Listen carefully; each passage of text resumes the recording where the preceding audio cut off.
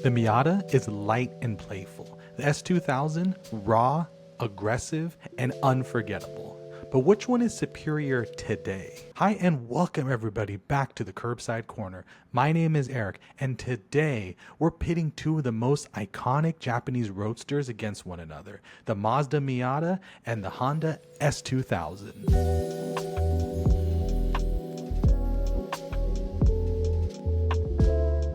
These cars defined a generation due to their affordability and performance. And even in 2025, these cars are still dominating people's wish lists. And before we get started in this video, if you could please consider liking the video and subscribing to the channel. It means the absolute world to me, and as your reward, here's a picture of the ocean. And moving into our first topic, we must talk about what it's going to cost to acquire one of these cars today. Since the S2000 was discontinued in 2009, we're going to be comparing the last generation of the Honda S2000 versus the NC or the third generation Miata and the ND or the most current version of the Miata. And this is because the older versions of the Miata are significantly older and cheaper versus compared to the S2000. And currently with today's prices, you're looking at anything for a late generation S2000 anywhere from $20,000 to $40,000 today. While on the counter end, you can actually get a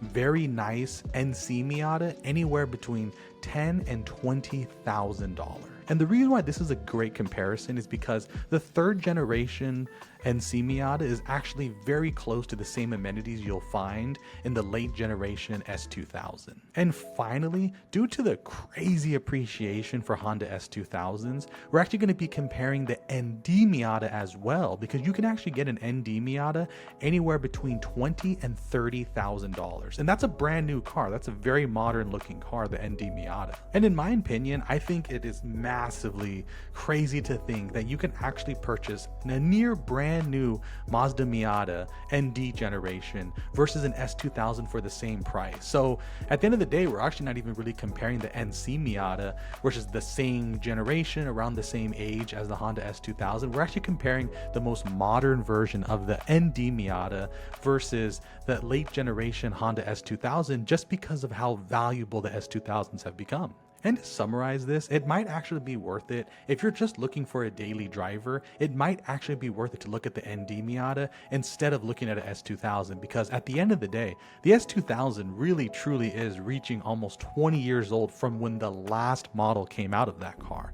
So at the end of the day, if prices were the same, it might be worth it to look at either an NC Miata if you have a lower budget, or looking at an ND Miata, which has the modern amenities and a lot more look and feel of more of a modern car, versus the S2000 is starting to reach the point where it's becoming harder and harder to find parts for the S2000. And let's move on to the next section about what makes these cars special. Let's start with the Miata.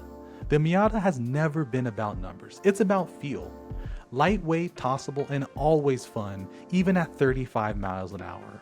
It doesn't need a big horsepower to put a smile on your face. Finally, the car is extremely accessible, both in price and in spirit.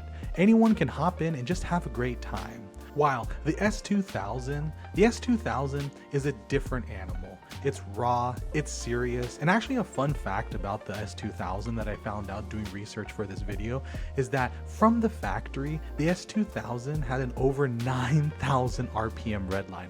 That is wild to think, even in today's numbers. And at the end of the day, the S2000 is Honda engineering at its absolute peak. No turbos, no fluff, just Honda. And moving into our last section of the video, we're talking about how these cars stack up in 2025. And one of the biggest topics I wanted to bring up was about how they stack up today in 2025. And honestly, it really shouldn't be a competition, but somehow it is.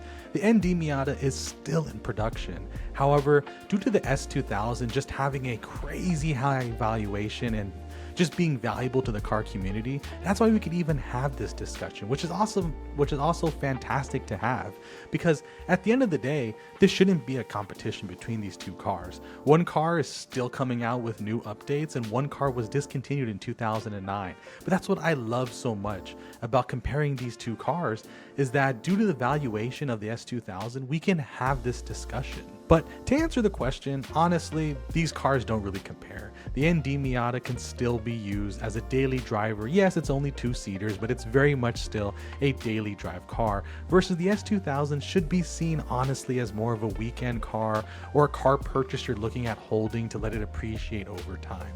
But I would love to hear your thoughts about that. Do you think the car is truly worth its value, or do you think it's worth something a little bit less? At the end of the day, to give my opinion, as someone who loves tech and loves modern cars and loves seeing cars slowly get better and better over time, this is no competition. If I had something between $20,000 and $30,000, I would purchase the ND Miata, because at the end of the day, it's something that you can truly daily drive and enjoy. But I would love to pass the question off to you. Would you rather have a ND Miata, or would you rather have a Honda S2000? Or on the slide end, would you actually prefer an NC Miata that costs significantly less? Would love to know your comments down below.